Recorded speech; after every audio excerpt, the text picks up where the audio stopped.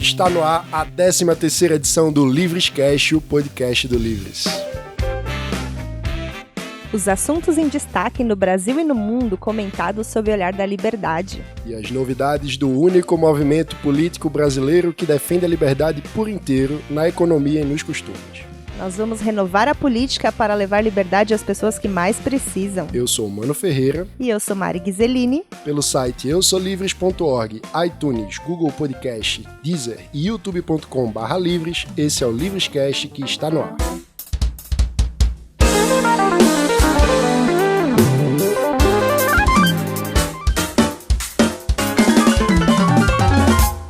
Renovação política é o grande desejo de praticamente todos os brasileiros. Mas muita gente anda pessimista quanto às chances reais de que essas eleições mudem para valer a qualidade do nosso Congresso. Pois é, Mari. Ninguém pode dizer com precisão qual vai ser o tamanho da renovação política esse ano, mas sem dúvida só tem uma forma de tornar esse desejo realidade: botando a mão na massa.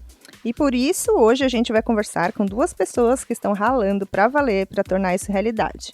Os novos membros da diretoria do Livres, que já estão com o trabalho a todo vapor. Exatamente. Hoje estamos recebendo aqui no Livrescast uma dupla dinâmica e eu quero começar dando as boas-vindas à minha amiga Joana Barcelos, nova coordenadora nacional de mobilização do Livres. Bem-vinda, Joana. Obrigada, mano. É um prazer estar aqui com vocês essa noite, dividindo a mesa e podendo conversar um pouco mais sobre renovação política. E qual é o seu destaque inicial? O meu destaque inicial é que João Dória está à frente nas pesquisas para o governo do estado de São Paulo. Acelerou. Acelerou. Até quando? Até quando?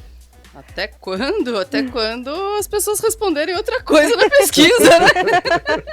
Porque a rejeição dele é alta, né? A rejeição é alta, bem alta, mas ele tá em destaque ainda, tá acelerado, tá acelerado. Pelo jeito, o fato de ter abandonado a prefeitura e descumprido a promessa foi perdoado. Será? Eu acho, espero que não, né? E tem alguém querendo comentar aqui, então vamos apresentar. Quem tá aqui com a gente hoje também é Miguel Nicásio, nosso novo diretor de ação política. Seja muito bem-vindo, Miguel. Obrigado, Mari. É um prazer estar com vocês aqui essa noite, poder falar um pouco do nosso projeto e dos problemas da renovação no Brasil. É isso aí. E qual é o seu destaque inicial? Cara, eu gosto tanto da Joana que meu destaque inicial é igual o dela, só que eu vou problematizar. Na verdade, o Dória ele tá pouco à frente do SCAF, eles estão empatados tecnicamente, o SCAF está com 16,2% de intenções de voto e o Dória está com 16,4%, o que eu acho uma surpresa.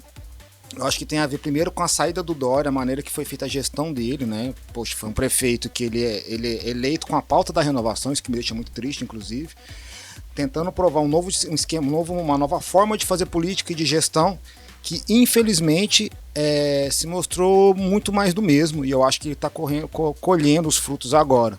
Se ele tivesse feito um bom mandato de prefeito no primeiro ano, eu acredito que ele até poderia ser para governador ou presidente, mas ele ficou, sei lá, pelo último estudo que eu vi, ele ficou 56 dias em viagens aí nos últimos 3-4 meses do primeiro... Coreia do Sul, França... Mossoró do Norte, né, recebendo o título de cidadão honorário em todas as cidades do Nordeste e Minas Gerais, com a intenção de ser candidato a presidente. Eu acho que o efeito ele está colhendo agora esse empate, que é um empate fragoroso. É a primeira vez que o PSDB no estado de São Paulo está saindo tão baixo para o governo do estado. 24 anos, né? 24 anos. Uma coisa que eu acho engraçada é que o segundo lugar, SCAF, eu vi numa pesquisa encomendada pelo PT que grande parte da aprovação dele era porque as pessoas estavam confundindo Fiesp com Fies. Uau!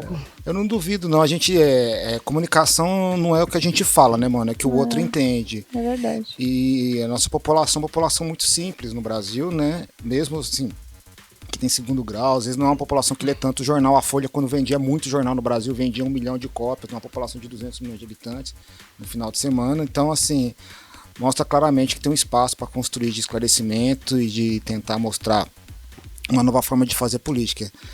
Nada mais anti-Fies do que Fiesp, né? Mas acho que também, só para não estender muito, será que talvez a participação dele nessa, que acabou juntando com as manifestações, falando do vamos pagar o pato e tal, acho que ele mostrou um pouco a cara, pode ser que isso também esteja contando. Não é a primeira eleição dele também, né? Não é a primeira vez que ele bastante concorre, então, de qualquer forma, ele tem um recall aí que ajuda É verdade. É mais do que isso, né? Ele tem a Fiesp por trás e todo o sistema S, um imposto patronal horroroso que não caiu ainda na reforma trabalhista. E tem que cair. Né? E tem que cair, né? E completando nossa mesa hoje, temos aqui de volta o nosso catatal, Vitor Naia, produtor do Livrescast. E pessoal, bom, mano, obrigado, Mari, Joana, prazer, Miguel, conheço de longa data, companheiro de Varginha, não sei se o pessoal do Livrescast percebeu, mas a ideia nossa é montar uma comunidade vargiense aqui, viu? Como é que chama? Vargiense? Vargiense. Vargiense. É melhor do que chamar de ET, né? Um pouco melhor. Mas todo lugar que vocês chegam, sempre escutam a piada do ET, Infelizmente. né? Eu mesmo, quando conheci o Miguel, a primeira brincadeira foi o ET, lógico. E vamos começar com o Nabucco Disruptivo, que é a sessão em que nós trazemos uma boa notícia, uma notícia a ser comemorada por quem gosta de liberdade.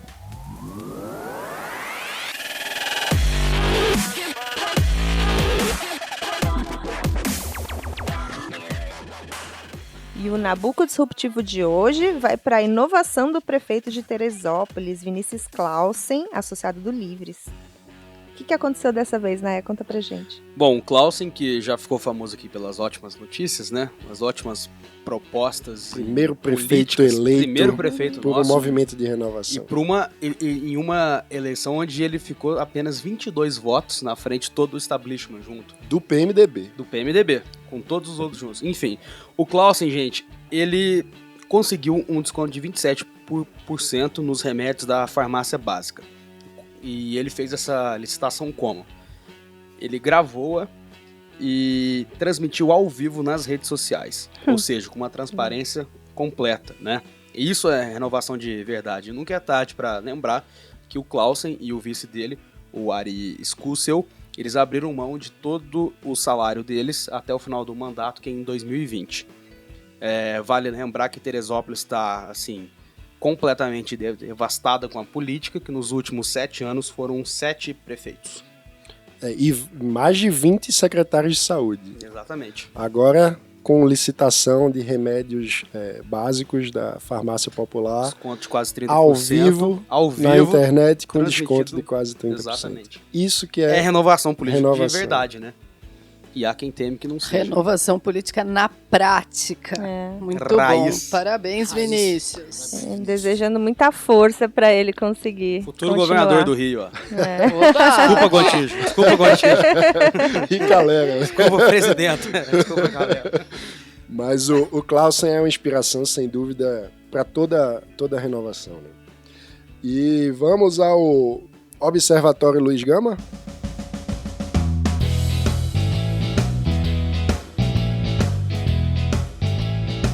O destaque do Observatório Luiz Gama de hoje vai para a cara de pau e falta de noção dos nossos ministros do Supremo Tribunal Federal. Conta para nós, Naia. Bom, os ministros do STF aprovaram um aumento de 16,38% no próprio salário deles.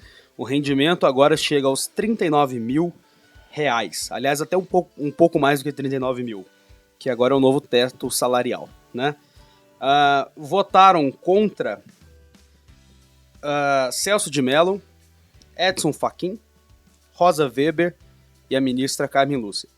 Votaram a favor, ou seja, contra a sociedade dessa maluquice completa, essa completa desconexão com a sociedade. O Lewandowski, o Marco Aurélio de Mello, o Barroso, infelizmente, o Gilmar Mendes, o Toffoli, o Fux e o Alexandre de Moraes.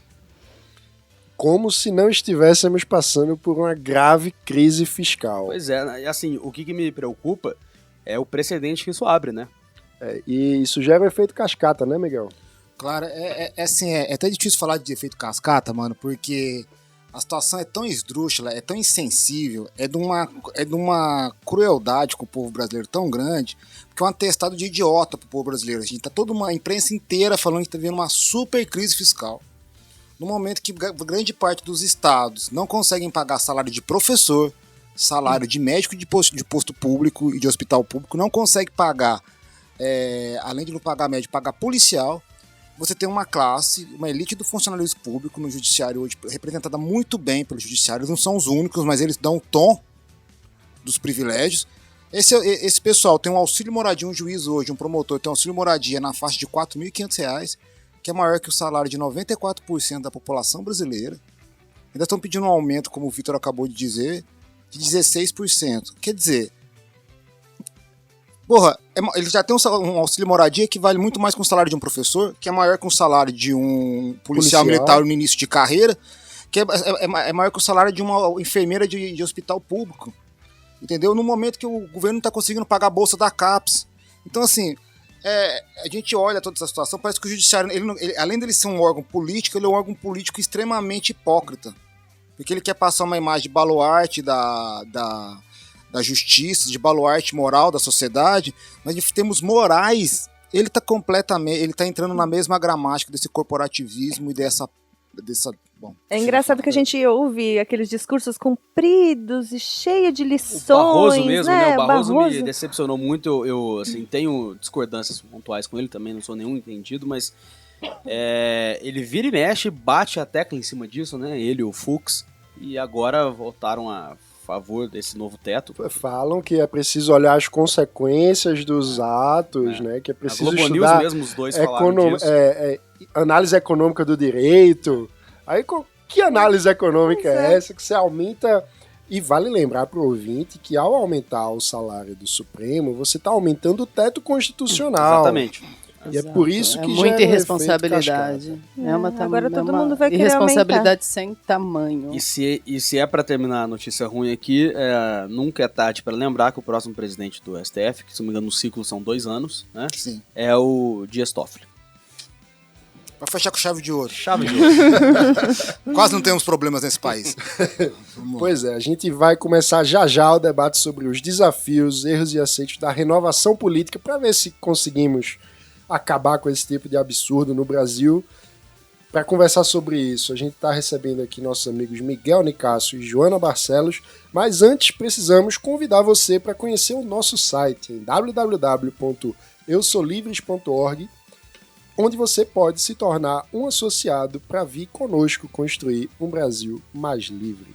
É isso aí, acompanhe também as redes sociais do Livres no Facebook, Twitter, Instagram e LinkedIn, sempre em @eusoulivres. Assine também o nosso Boletim Livres para receber atualizações semanais sobre o nosso trabalho diretamente no seu e-mail. E acompanhe os nossos vídeos assinando o nosso canal em youtube.com/livres. Vamos iniciar o nosso debate de hoje com Miguel Nicásio e Joana Barcelos sobre os desafios, erros e acertos da renovação política no Brasil. Miguel Nicásio é graduado em Ciências Sociais e mestre em Ciência Política pela USP. Foi cofundador do movimento Onda Azul, tem ampla experiência em campanhas eleitorais e é o novo diretor de Ação Política do Livres. Já Joana Barcelos é especialista em gestão de pessoas, foi coordenadora nacional de mobilização do movimento Vem Pra Rua e é agora a nossa coordenadora de engajamento no Livres. Os dois estão com a mão na massa, ajudando os candidatos do Livres com conselhos de estratégia e mobilização de voluntários, e vão conversar com a gente hoje sobre os desafios, erros e acertos da renovação. Qual é o maior desafio da renovação? É o que a gente vai falar agora. Miguel costuma dizer que não é um problema de demanda, né, Miguel? Todo brasileiro quer renovação. Claro. Qual é o desafio? Primeiro, acho que é legal falar para o pessoal de casa o que é renovação. O que a gente está dizendo quando fala de renovação. O Brasil vive uma crise política muito grande já faz um bom tempo. E de 2013 para cá, essa crise se acentuou, terminando até com o impeachment da Dilma. Percebeu-se no contexto dessa crise que era necessário não trocar apenas as práticas da política nacional e as pessoas. Percebeu-se também que o nosso legislativo federal, principalmente depois do impeachment da Dilma e daquela sessão, um legislativo muito fraco constitucionalmente, muito fraco uma vergonha ideologicamente. E papel picado. Tudo. Mostrou exatamente o que ele é. Eu não gosto de falar que a classe política é uma coisa à parte da sociedade. Eu acho que ela faz parte da sociedade, ela representa a sociedade. Só que eu acredito que tem setores da sociedade melhores para ser representados. E a renovação ela vem dar conta desse problema, que é trocar prática e trocar pessoas. O maior desafio dela hoje, se você olhar bem, não é a demanda pela renovação. 95% dos brasileiros, eles querem votar alguém sem mandato. 75% gostariam de votar alguém honesto. Então você tem uma demanda para votar em candidatos. Do Ideia Big Data. Do Ideia Big Data. Você tem uma demanda muito bem delimitada e alta para a renovação. O problema está do lado da oferta. Aí você vai juntar problemas de como os movimentos de renovação se organizaram. A maioria deles surge em 2013 negando a política. Eles não entram em partidos, são muito diferentes dos movimentos de renovação, mesmo os movimentos conservadores que aconteceram na Europa, no Brexit, no Trump, né? E no Macron, que são movimentos do quê? Que entram na política, que entram num partido para tomar o poder. Então é uma renovação que ela tem um começo, meio e fim. A nossa renovação ela não entra nos partidos políticos. A única tentativa que teve real foi a do Livres. Tá? E vocês bateram na porta do nosso velho patrimonialismo, não é? Do nosso velho caciquismo. Como o Onda Azul também tentou antes, sem sucesso. Claro. Né? Eu também já bati na porta, eu tentei renovar o PSDB, e era uma agenda de renovação partidária, né? Também institucional, a gente também bateu na porta, mas a gente não desanima da luta. Eu acho que a gente tem que continuar no nosso propósito. O subdesenvolvimento político e econômico do Brasil não foi obra de alguns anos, é obra de séculos. Eu acho que para a gente dar conta desse problema, a gente tem que realmente continuar insistindo na luta e na propagação dessas ideias da renovação. No caso do Livres, eu quero tentar renovar uma parte considerável do Congresso brasileiro, esse é o objetivo. Só para completar mais um pouquinho, o Miguel falou de 2013, fazendo fiz agora uma anotação rápida, uma linha do tempo pequena, daria para a gente elencar assim, em 2013 tivemos essas manifestações, né? Começou por causa do aumento dos ônibus, espalharam-se pelo Brasil inteiro. 2014 tivemos Copa, aquele país dividido, nós contra eles, mortadelas versus coxinha, eleições. 2015, o nosso presidente literalmente foi o Eduardo Cunha, que hoje está preso. 2016 teve o impeachment, 2017 teve JBS, Aécio, Temer praticamente acabou o mandato dele no ano passado.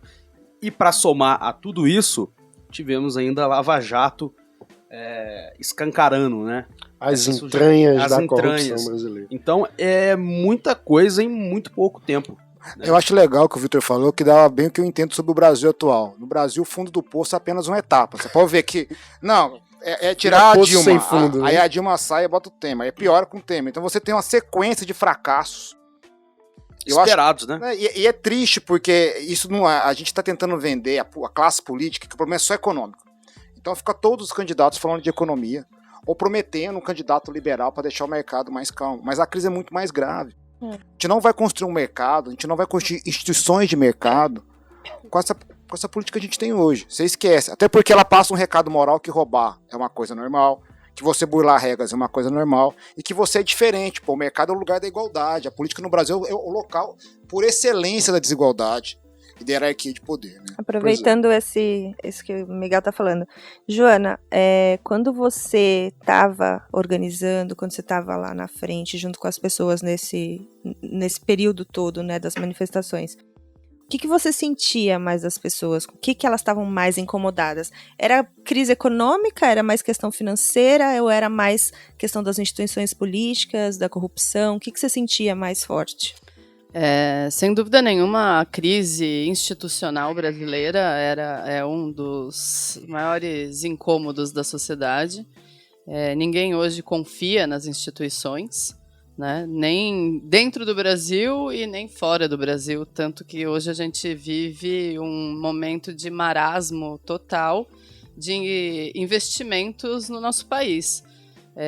Todas as empresas que pensam em vir para o Brasil aguardam o resultado das eleições em outubro para definir o seu futuro, né? E se vem para o Brasil ou não. Então a gente vive uma crise institucional muito grande e, sem dúvida nenhuma, essa era uma das grandes percepções do público, né?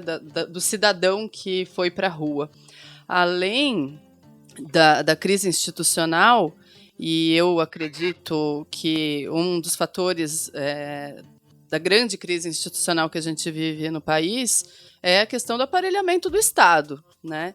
Então, o que a gente via muito também na rua era essa preocupação das pessoas com o aparelhamento do Estado, e o Estado sendo todo ele gerido por um mesmo partido ou pelas mesmas ideologias, com poucos, mesmo dentro de cargos técnicos e importantes, a gente não tinha ali pessoas preparadas para aquelas funções. Basta dar o exemplo das agências reguladoras.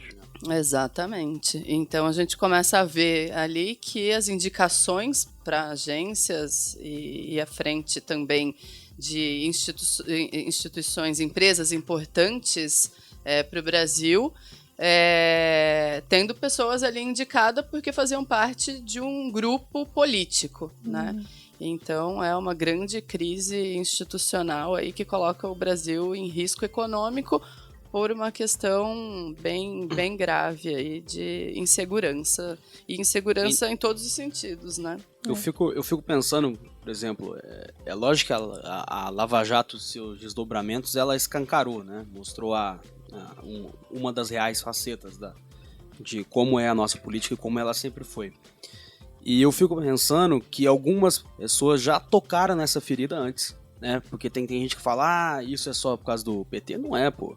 Lembro quer dizer, não era muito novo, mas o Paulo Francis, em 96, ele no Manhattan Connection, ele... Agora você devia imitar o Paulo Francis. não tem esse calibre ainda pra imitar o Francis.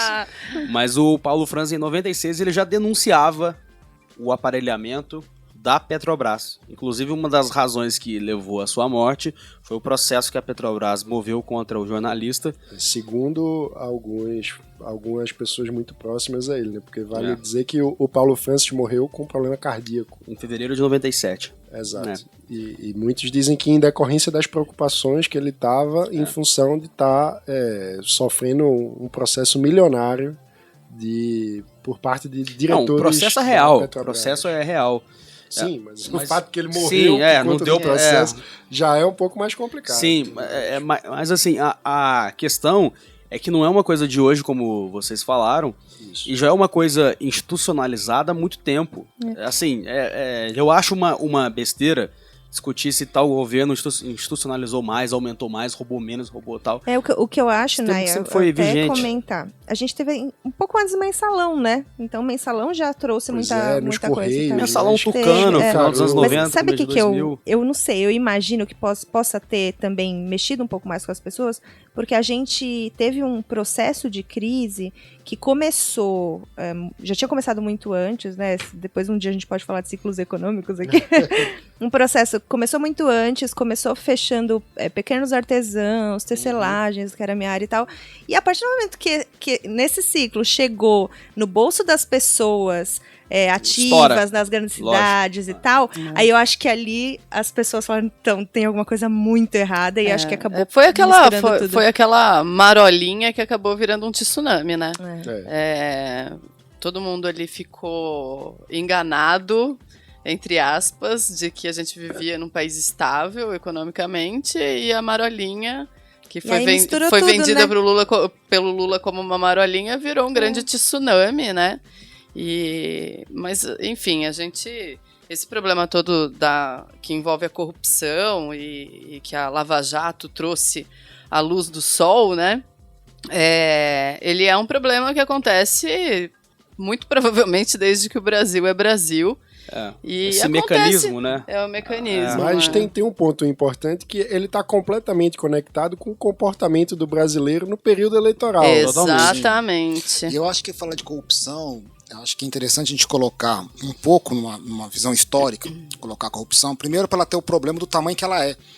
Eu acho que hoje, possivelmente, é um dos maiores problemas para a sociedade brasileira, pelo menos o que está apontando as pesquisas. E ele, se você lembrar a máxima da República Velha, o paulista entrava na política para melhorar os negócios, e o mineiro entrava na política porque era o negócio. Eu acho que isso é uma coisa que melhorou muito ao longo dos tempos, eles estão startando, estão fazendo, sei lá, tem uma holding da corrupção, e você pensa como é que a América Latina tem vários casos de corrupção, o Brasil não está isolado nesse problema na América Latina. Basta lembrar que o Jânio Quadros ia varrer a corrupção. Exatamente.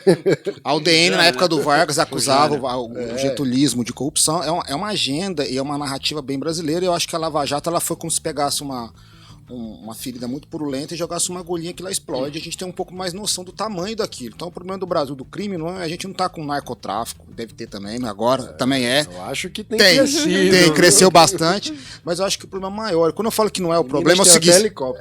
Pois é, fico imaginando a ESO presidente que iria acontecer. É que o ponto, eu nem acho que é, quando eu falo assim, qual que é o problema da sociedade brasileira? Se pensar, Colômbia era o narcotráfico.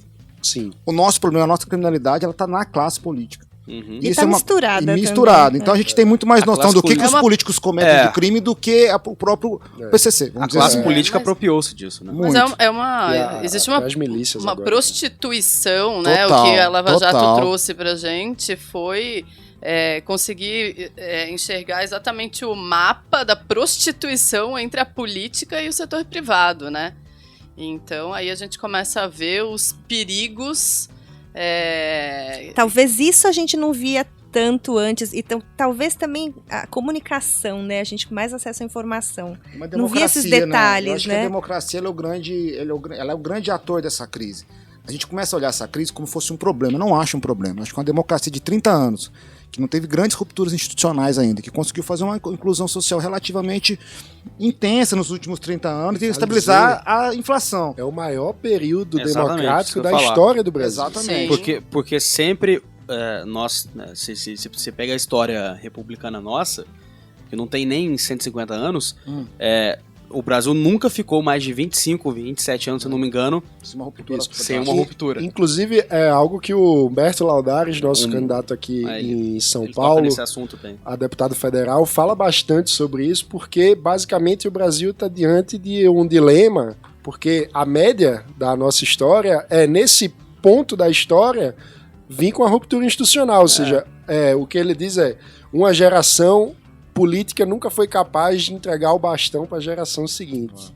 E é o que a gente está vivendo. Tem tudo a ver com renovação. Renovação é exatamente na eleição política mais importante, desde 89, eu acho que isso é consenso de todo mundo aqui, e também a eleição mais curta, né? Serão só 35 dias de campanha de fato. E isso vai beneficiar quem tá na frente. Né? 45 dias de campanha. Agora, retomando o fio da meada, o Miguel falou que não é um problema de demanda. O brasileiro quer renovação, as pesquisas mostram isso. Como é que os movimentos de renovação estão trabalhando? Qual é a sua avaliação sobre as chances de renovação? Tem muito cientista político também que fala que pode esquecer, não vai eleger ninguém, vai continuar tudo igual. Você tem esse pessimismo? Qual é a sua avaliação?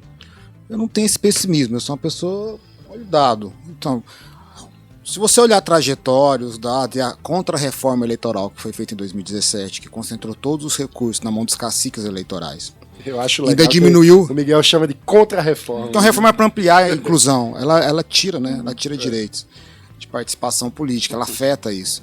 Então essa contra-reforma... Só para lembrar para o ouvinte, isso quer dizer aumento do número de fundo eleitoral, isso quer dizer aprovação, né? Aprovação de um fundo eleitoral, que antes só existia o fundo partidário, que já era... Não, o fundo partidário é de 880, quase R$1 milhão de reais, e o fundo eleitoral que os partidos recebem somente nos anos de eleição está em 1 bilhão e 700 milhões de reais. Muito bem pontuado. E isso somado com a proibição de doações por parte de pessoas jurídicas. O que acaba... isso pode ser discutido sempre se uma empresa deve ou não participar do processo eleitoral. Isso é um debate muito complexo. Mas, na prática, diante desse cenário, você concentrou poder na mão de caciques políticos e dificultou a possibilidade de arrecadação por parte de outros candidatos. E é estranho, porque você vai criar uma discrepância, uma desigualdade de acesso ao sistema político eleitoral muito grande. E quem que vai ter o acesso privilegiado? São os caciques políticos e os primeiros, cada partido, os grandes partidos, os partidos do Centrão, PMDB, PSDB, eles vão ter o quê? Os 10 primeiros candidatos de cada partido vão ter muito acesso a funding. O que se tem a dizer... Ou seja, a grana, dinheiro. Então, na média, a pesquisa tem mostrado, os estudos têm mostrado que cada candidato a deputado federal vai ter 2,5 milhões os principais da lista, os já eleitos, vão ter 2,5 milhões de reais para gastar, dado pelos partidos. Então, uma campanha que já vai ficar cara, um teto caro. Ao mesmo tempo, o candidato da renovação não tem acesso a partido, não tem acesso a dinheiro. Tem mais dificuldade de financiar, porque o que o investidor olha? Primeiro que a elite brasileira tem mania de investir nos candidatos que ela reclama. Ela não gosta do Centrão, ela não gosta dos tucanos, ela não gosta dos petistas. Mas não sei por que esses caras conseguem se financiar. Mesmo com fundo partidário, conseguem doação alta. Porque a gente sabe, viu? Eu não sei. Porque a gente imagina, pelo menos. A gente imagina. Né? Assim, a gente Não tem dá uma pra imaginação fértil. Então É aquela que. Eu vou passado não xingar tão você de dia, mas vou sair com você à noite, entendeu? E... Ó, só para vocês terem uma ideia, o MDB, que roubou o P da sigla deles, né? Eles mesmos É o costume, o P da sigla Próxima deles. eleição vai ser então, MB. Agora eles são o MDB, eles têm 234 milhões de reais para distribuir entre seus candidatos na campanha. O PT tem 212 milhões de reais. O PSDB tem 185 milhões de reais. Sem falar do PDT, que desviaram, Quem né? falou que desviaram, exatamente. Porque O PDT tem 118 milhões de reais e o PCdoB tem 30 milhões de olha reais. aí, Ciro, 118, Ciro, não deu bilhão. Mas e a renovação, como é que fica? Então, se você olhar, vamos falar um pouco do Centrão e do PMDBismo. Eu quero falar da renovação do Legislativo, que é o que me toca mais. Ela está muito difícil de acontecer, primeiro porque o próprio sistema eleitoral é muito caro. Você tem um sistema proporcional de lista aberta, você tem votos, compete por voto no estado inteiro de São Paulo, no caso do deputado federal por São Paulo. Agora com calma, o que quer dizer isso para o ouvinte? Qual é o tamanho do desafio de ter um sistema eleitoral? O sistema eleitoral proporcional, o ouvinte, o que eu quero dizer? Quer dizer que o distrito eleitoral, que é onde acontece a eleição, vai ser, no caso de deputado federal, o estado todo de São Paulo. Então, o candidato a deputado federal em São Paulo, ele pode ter voto em Presidente Prudente, no extremo do estado, no sul do estado, registro, em Santos, São Paulo. Ou seja, você espalha. E isso aumenta o custo. Aumenta o custo com viagem, com contratação de equipe, com mobilização. Então, o sistema já é caro em si. A contra-reforma deixa o sistema mais caro, porque você coloca todos os recursos na mão dos caciques partidários, os candidatos da renovação não vão conseguir entrar. E a população brasileira, por mais que demande a renovação, ela presta atenção muito na eleição do executivo. Tá todo mundo preocupado no Lula, Bolsonaro, nessa briga louca aí, mas também, e ninguém tá olhando na eleição do legislativo. Quem dá as cartas no legislativo, gente, é esse Centrão. A gente tem que começar a olhar esse PMDBismo, que o Marcos Nobre fala muito bem. O que é o PMDBismo? Não é o PMDB, mano. Não é o PSD. É um monte de partidos com comportamento muito parecido. Eles não querem competir por cargos no Executivo Federal e Estadual.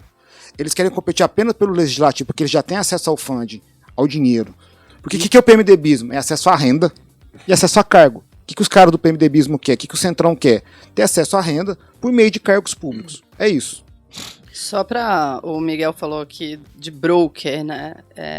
E o broker, ele chique, nada... Miguel. O Miguel Broker. é um politólogo de primeira linha. Eu fiz direito também, tem que falar, poxa. Eu gosto de ter feito direito. Eu não sou só cientista social. Esquecemos de acrescentar essa credencial. Mas, no Brasil, o país dos títulos, não vou ter mais, vou perder um porque...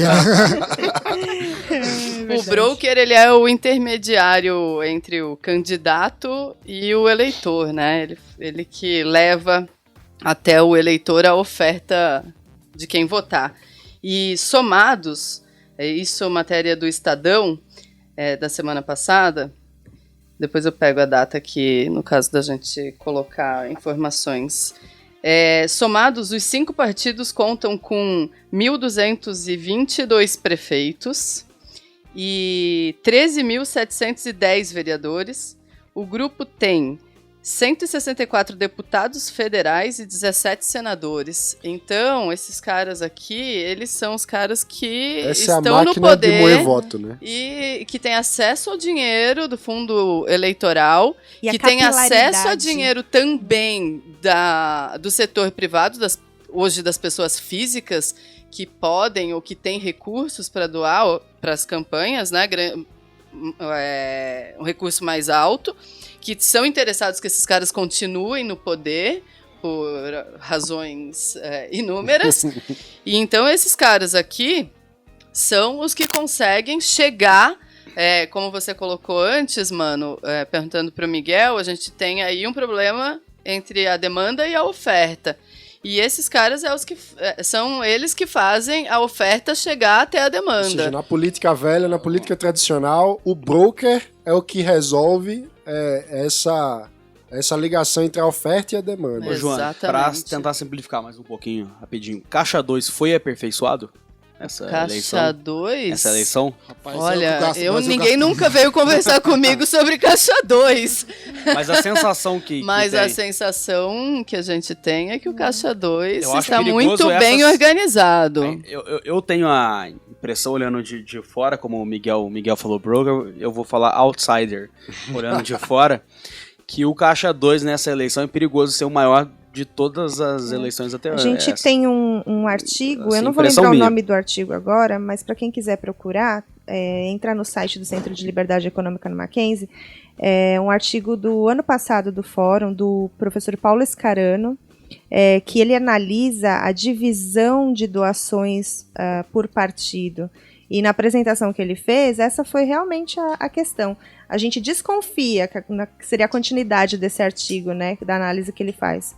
A gente desconfia que nesse modelo atual, tanto os políticos acabem aprimorando o Caixa 2, quanto a gente tenha mais dificuldade de saber de onde veio o dinheiro. Exatamente. Porque antes, quando tinha a pessoa jurídica, a gente sabia de onde estava vindo, né? Exatamente. Agora, esse modelo, ele favorece isso. É legal que isso é uma contra-reforma, né? Exatamente. A Mário e o Vitor tocaram em 2 pontos que eu acho interessante. A questão do financiamento público e do financiamento privado. O que quer dizer isso para o eleitor? Será que o Estado vai fazer um fundo público para pagar a eleição? Ou será que é a iniciativa privada que vai pagar a eleição? Ou se vai ser um sistema misto como era anteriormente? Eu, assim, não vou... Primeiro que eu não tenho a resposta pronta para qual é o melhor sistema, mas eu posso falar do que está acontecendo de ruim agora. Por que eu acho que o Caixa 2 vai ser aperfeiçoado? Veja bem, você fechou uma porta da pessoa jurídica não poder doar e você ainda tem a demanda de fazer campanha. As campanhas são muito caras. Geralmente, quando eu trabalhava com direito, eu trabalhava com crimes corporativos, então tinha uma noção boa de como é que se lava dinheiro. O que numa situação dessa você quer? Você quer estar atrás de liquidez. Quem tem dinheiro vivo para te comprar, pagar serviço em dinheiro vivo e serviço que você possa jogar num balaio gigante. Então, a gente chegou até a encontrar, né? A gente teve no Brasil no ano passado, 2017, um apartamento habitado por uma grande quantidade de dinheiro, 52, né? Aquilo ali, 52 milhões. Aquele dinheiro todo, né? Aquele dinheiro todo habitando. O gordinho bochechudo que caiu graças ao Marcelo Calero. Viva Calero! Marcelo Calero, grande. E então a gente tinha lá um dinheiro que habitava um apartamento em Salvador, né? Morava sozinho, independente. Quantos apartamentos desses não existem? Então. Só em Salvador. Fica a pergunta. Eis a questão. E a questão que sempre fica, né? Numa situação que você tem pouco recurso e todo mundo tá atrás de dinheiro vivo, quem tem dinheiro vivo geralmente são criminosos ou igreja.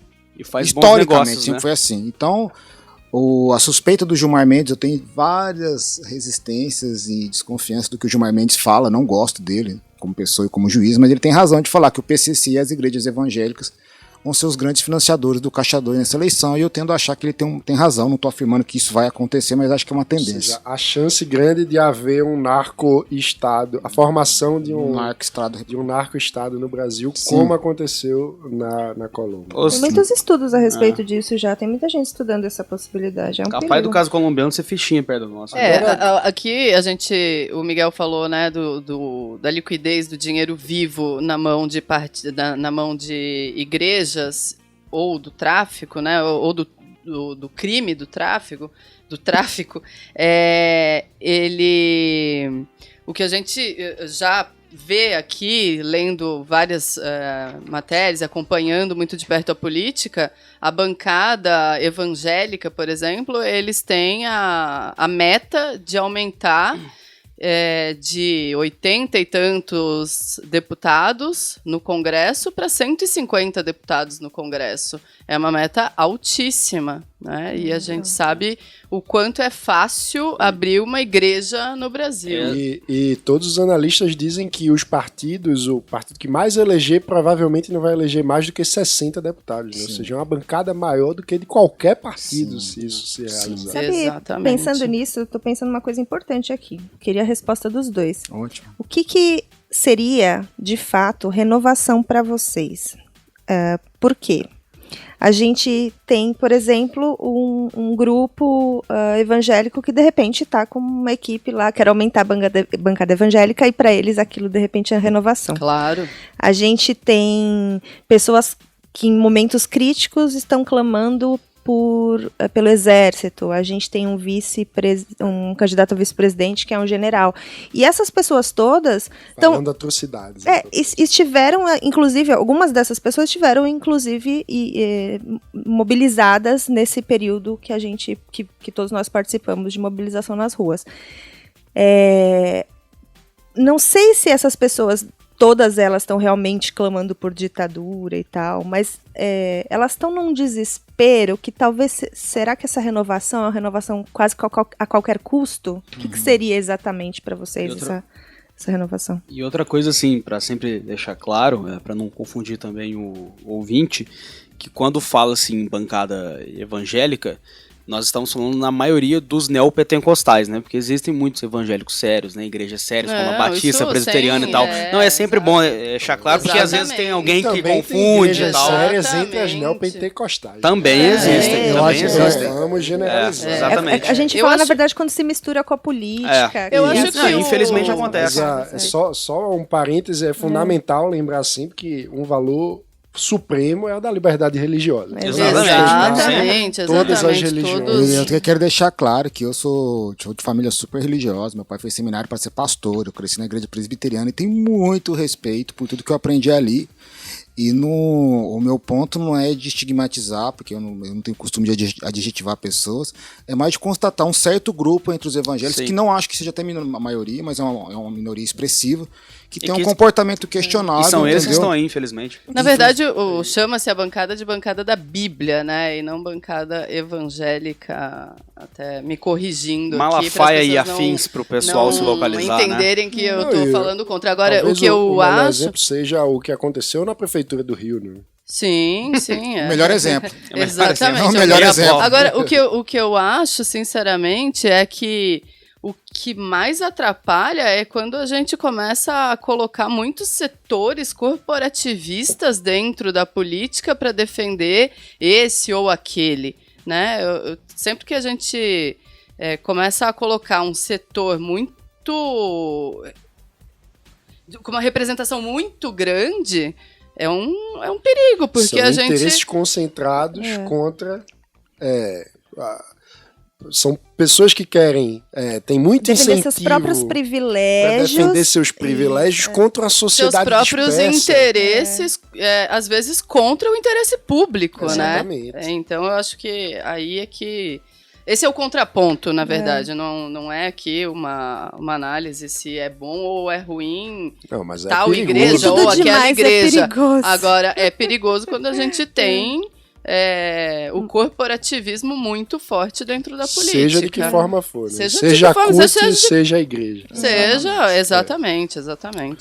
Então, agora voltando para o que você tinha perguntado, Mano... Desculpa, quem perguntou foi a Mari. Eu acredito, Mari, que a renovação de verdade, ela não vai vir nunca por meio dos políticos. A renovação de verdade, ela vem por meio da sociedade civil organizada. Eu acho que só a sociedade civil organizada é capaz de fazer a renovação política. Eu não acredito que sejam um ou outro político que vão fazer renovação política. Enquanto nós esquecemos da política nesses últimos anos todos, desde a redemocratização do Brasil, que o cidadão passou a cuidar mais dos seus próprios interesses, já que tinha acabado um período ali de um regime militar, de uma ditadura e tal. Então ali a gente tinha uma sociedade muito preocupada com o cenário político. Quando o Brasil passa pela redemocratização, o brasileiro volta às suas atividades e deixa a política para os políticos. E quando o cidadão ele fecha os olhos para a política e acha que aquilo ali, ou entende que aquilo ali não é da sua alçada, é que a gente começa a ver o quanto isso pode ser prejudicial para a gente num futuro. Né? Então eu acredito que a renovação política ela só vai se fazer através da sociedade civil organizada, atenta e participativa. E acho também que essa é a única forma de substituir o broker, né? De substituir o atravessador, trazendo e engajando a sociedade civil para a importância do voto, da participação na democracia, participando de debates públicos, participando de tudo que está aberto. As casas legislativas, elas são a casa do povo, então o povo tem que frequentar e tem que ter acesso. E tem que ter acesso. A gente precisa de transparência para acessar qualquer informação e poder brigar por qualquer coisa ali que pra gente não esteja claro. Por isso que participar do Livros é tão importante. Esse mano é impressionante. Ele Não somente o candidato, mas sobretudo o associado do Livros precisa participar da política, se engajar e a gente vai ter, né, Miguel, o monitoramento das lideranças que forem eleitas eventualmente pelo Livres.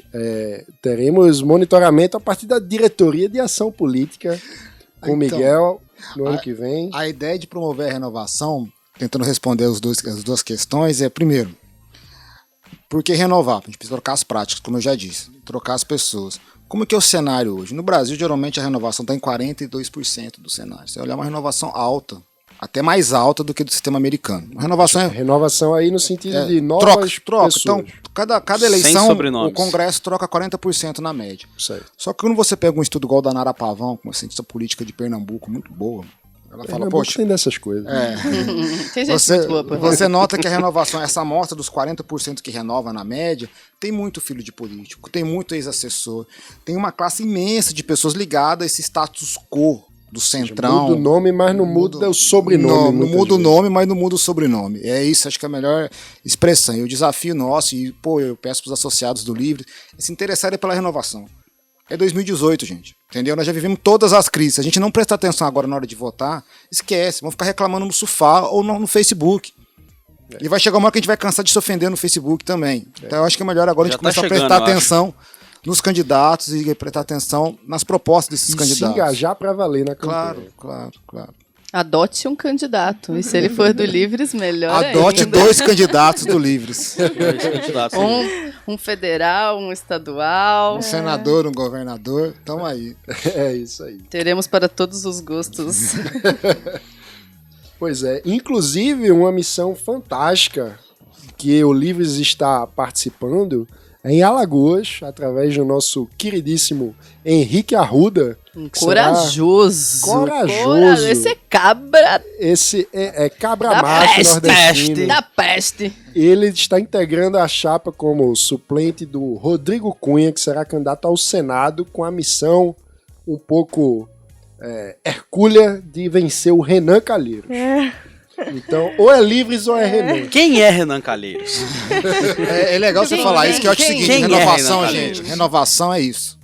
Entendeu? A gente vê que é um problema muito gigantesco, que tem poucas soluções, que é votar e se engajar, só que assim, é uma utopia. E eu acho que a gente é meio utópico, mas é utopia ou é Renan Calheiros, gente. O voto não tem muito opções no Brasil. Ou a gente vai renovar ou a gente vai continuar com o Renan. E aí, a sociedade brasileira se ficar pensando as mudanças precisam de coragem, né? Sim. Nenhuma mudança é fácil e sempre que você pensa numa mudança, você sabe que aquilo ali pode trazer grandes rupturas, pode trazer ali uma mudança de cultura, enfim, a gente não sabe o que vem depois de uma mudança, né? E para mudar precisa ter coragem, e a gente precisa ter essa coragem. E não dá pra esperar. Eu tenho um professor, não vou citar o nome, mas ele sabe, se ele assistir, é ele. Ele fica falando, mas enquanto o voto obrigatório não acabar, eu não vou votar, porque isso não vai mudar. Pô, mas se você ficar esperando tudo, você fica no sofá, igual o Miguel falou. E sabe que se ele não for votar mesmo e tiver que pagar a multa, esse dinheiro vai ser acrescido ao fundo partidário. Que ele que paga. Ele vai aumentar. Exatamente. Ele vai contribuir centavos lá. Mais uma vez, né? Porque quem paga o fundo partidário eleitorário. Fundo eleitoral já pois somos é, nós, cara, através pois é. dos nossos impostos. Portanto, E se ele ainda vai abster. pagar uma multa que vai pro fundo partidário. E isso é um recado Ou seja, importante. não faz nenhum sentido. Isso é um recado importante para muito Professor, ANCAP olha, também, olha. que diz que é contra a eleição, como se vivesse no mundo à parte, mas é o seguinte, se você não for votar, você vai ter que pagar a multa. E a multa que você vai pagar vai alimentar os políticos da mesma forma. Então, gente, E Tem tem uma ANCAP outra. inteligente que nem eu. olha aí. Tem... Tem uma outra Obrigada, questão fala besteira. também, né, do não votar, que é o votar, o mito de que se você votar, anular o voto, Branco, se tanto por cento da população anular o voto, até a tese eleição sobre isso. vai ser cancelada. Gente, Mentira. se 1% da população for votar, o resultado da eleição vai os ser votos aquele, válidos. são os votos válidos. Então não Por importa. isso que o nome é Votos Válidos. A gente precisa, sim, boa. Por Tá isso no a nome. gente precisa, sim, sair de casa no domingo, dia 7 de outubro, e exercer o nosso papel de cidadão e votar. Isso É aí. isso aí, gente. Precisamos renovar e todos vocês que escutam, todo associado do Livres, é fundamental que se engajem nas campanhas e que façamos todos nós a nossa parte para mudar esse cenário. Se engajar nas campanhas, nas nossas setoriais, para discutir políticas públicas. Tem muita Exatamente. coisa para fazer que faz parte também da renovação. Com certeza, que está tudo conectado, como Miguel e Joana falaram brilhantemente Obrigado. neste Livrescast, que está se aproximando do fim. A gente vai... Agora que eu fiquei amiga do microfone. Mas teremos muitas outras oportunidades para você evoluir a sua amizade com o microfone. Oba! Do Livres, que deixa claro. O microfone é do Livres. Quem sabe até um namoro com o microfone. Para sermos livres, eu e o microfone. Mas antes de encerrar, a gente sempre tem o Momento Melchior, que é um momento em que a gente se despede do ouvinte fazendo uma dica, uma sugestão de cultura. Pode ser uma leitura, pode ser um documentário, enfim, uma música, ou comer pipoca no cinema, como disse Eric no programa passado. É verdade.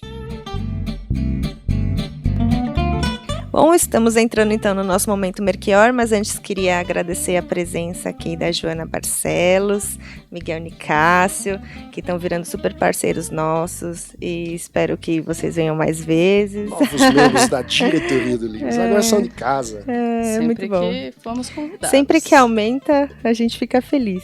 Quando aumenta e quando vem gente morar em São Paulo, eu fico super feliz.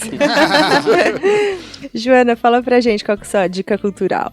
Olha, a minha dica cultural foi uma grata surpresa que eu encontrei nas livrarias, e você pode encontrar no Brasil inteiro, que é O Voto do Brasileiro. O autor é Alberto Carlos Almeida, e ele faz uma análise super profunda e muito didático, o livro também, revelador. A edição é bilíngue.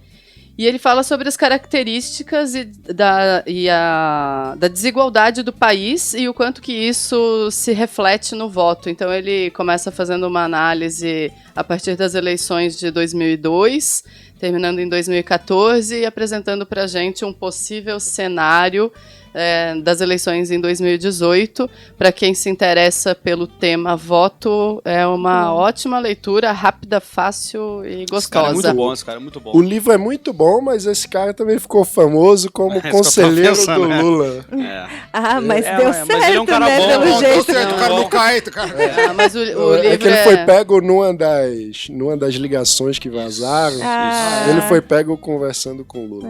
Mas ele é bom. Mas pô, a eu gente gosto tem das coisa coisas pra dele. aprender com todo mundo, né? Não, claro. Até com E valor. aprendam, O livro é muito bom, vale a o leitura. livro é muito bom. E sim. aprendam bastante coisa aí, vocês que estão ouvindo, pra vir ajudar a gente aqui também, né? E eu quero também aproveitar e agradecer o convite por estar aqui hoje. E o tema foi ótimo, foi uma delícia dividir aqui a mesa com vocês. Ai, Obrigada. obrigada. Miguel, você tem um destaque pra gente? Poxa, meu destaque cultural vai ser um livro também, que eu acabei de ler já faz uns 10 dias. Reli, na verdade, que é o Júlio César do Shakespeare. Eu acho uma peça maravilhosa. Muito chique, Miguel. É muita cultura, rapaz. É um cientista político, advogado. Politólogo. Você acha que eu saí de Varginha pra quê? Pra vencer na vida. Pra São Paulo, pra ser mais um, ficava lá, ó. Eu adoro essa peça e é interessante porque o Júlio César ele aparece muito pouco e ele morre bem no meio da peça. Vou fazer um spoiler aqui porque todo mundo conhece a história. Eu acho que tem um paralelo interessante com o Brasil, com esse momento. No fundo, o Júlio César ele é condenado pela questão da corrupção, porque ele era um líder que conseguia falar com as massas, e isso para o romano era muito um vício. E ao mesmo tempo ele queria fazer uma Roma mais inclusiva, que gerou um super conflito com o Senado e com a elite romana. No fundo, quando você olha a peça, o Júlio César tinha aquela coisa de saber falar com o povo. Como é que isso é um problema? Eu não sei, fica uma provocação de que a gente está vivendo nesse momento, com um ex-presidente que tem esse caráter popularesco, que também consegue falar com as massas, e como é que isso às vezes... Consegue falar com as massas de dentro da cadeia. Exatamente, com 30% dos votos, e como isso tem... Eu não sou contra isso, mas eu tô tentando mostrar como é que tem alguns paralelos mas interessantes. Mas populismo. Exatamente, como é que a gente está num dilema agora desse populismo morrer ou continuar, porque no fundo é um populismo, não é o Lula nem o Bolsonaro, é o populismo. Essa coisa. E o Júlio César na peça ele morre pelo Senado. Os senadores matam ele e a encenação clássica dos ingleses é ele dava o Brutus dá uma facada no pênis no Júlio César pra matar até os herdeiros dele, o símbolo é esse. E eu não sei como é que isso pode se refletir na política nossa brasileira, como é que podemos pensar isso, né? E ele reage com a famosa frase, até tu, Brutus. Até tu, Brutus. E era em latim a peça, né? Tu, Brutus. A minha dica, então, antes de passar pro Mano... Minha dica... Primeiro, eu já agradeci, né? Gostei muito da presença de vocês aqui hoje. Minha dica é... eu não sei se todo mundo acompanha, mas a gente tem uma revista acadêmica no Instituto Mises Brasil, que é muito bacana, que sempre publica artigos bem interessantes sobre temas liberais. E agora ela tem edição nova? Não, é que agora os artigos estão todos online. Então, antes a gente acabava o pessoal desistindo de comprar, porque saía muito caro comprar de revista. De grátis para todos. De grátis para todos. Uau! Liberais, Muito bom. E tem resenha de livro. E aí vai sair agora no próximo artigo meu. Vamos invadir o site. Ainda mais qualificada a revista acadêmica do Instituto Mises. Deixa eu passar o site. O pessoal pode ter acesso? www.missesjournal. Oh my God. Mas pode ser www.revistamisses.com.br. Eu quis ser chique, né? Eu digito Mrs. Journal. Mrs. Journal. Também que a gente tem um assistente ali que tá falando, fala em português, menina. Ai, mano. Qual que é seu... Vamos ouvir o Naya. O Naya. Bom, eu quero contrapor o Miguel, quero indicar um livro do Foucault. Mentira. Cansado de ler o Foucault na faculdade. Crê em Deus Pai. Mas tem um livro muito bom, eu indico outro dia. Não. Foucault é um cara interessante, mas... enfim. Tem um livro de um sociólogo francês, Geoffroy, eu não vou lembrar o nome dele, que é difícil, mas ele chama A Última Lição de Michel Foucault. E basicamente a tese dele é que no fim da vida o Foucault estava virando liberal. Depois do nascimento da biopolítica é difícil, porque eu li esse livro, é um catatauzão, né? Você vê... ele falou catatal. E é legal o livro, porque no final das contas parece um comunista falando, pô, o liberalismo venceu, eu vou ter que lidar com isso. Entendeu? Bom, pra reforçar então, a minha dica é essa, livro do grande Janete, O Elogio do Vira-Lata e outros ensaios. E Manuel Paulo, qual que é a sua dica? Eu ainda não li esse livro de Janete, mas o Trópicos Utópicos é muito bom. Mas a minha dica de hoje vai para uma palestra que eu assisti essa semana, muito boa, já antiga, do Miyakoto, escritor moçambicano, de quem eu sou muito fã. Achei que fosse Karnal, você falou palestra do Karnal. Não, é uma palestra muito legal que ele deu no Fronteiras do Pensamento, já antiga, de 2014, que se chama Repensar o Pensamento, Redesenhando Fronteiras. E o Miyakoto é muito poético, mas eu achei essa palestra extremamente liberal, porque no fim das contas ele estava basicamente dizendo que o mundo é muito complexo, as pessoas são universos à partes e em transformação, e a gente precisa ter sempre, digamos assim, uma abertura para mudança, uma abertura para experimentação, e eu acho isso muito libertário. Porque cada indivíduo é seu próprio mundo, né? Exatamente. E que sempre tenha, né? Que sempre tenha. E o Miyakoto é fantástico. Ele é mesmo. É isso aí. Então, eu quero só agradecer o convite do Mano e da Mari e do Vitor. Fiquei muito feliz desse meu primeiro podcast aqui no Livres. Muito legal fazer um podcast com outro varginhense. Ninguém sabe, o Vitor é de Varginha, da minha cidade. Eu conheci ele desde moleque. Ele trabalhou comigo numa eleição. Ele era um mini Catatal, trabalhou comigo na eleição. Eu ouvi o Miguel dizer que você agora são 2 do que você era. Ah, por aí. Uns 3. Então eu engordou umas 4 arrobas, literalmente. E...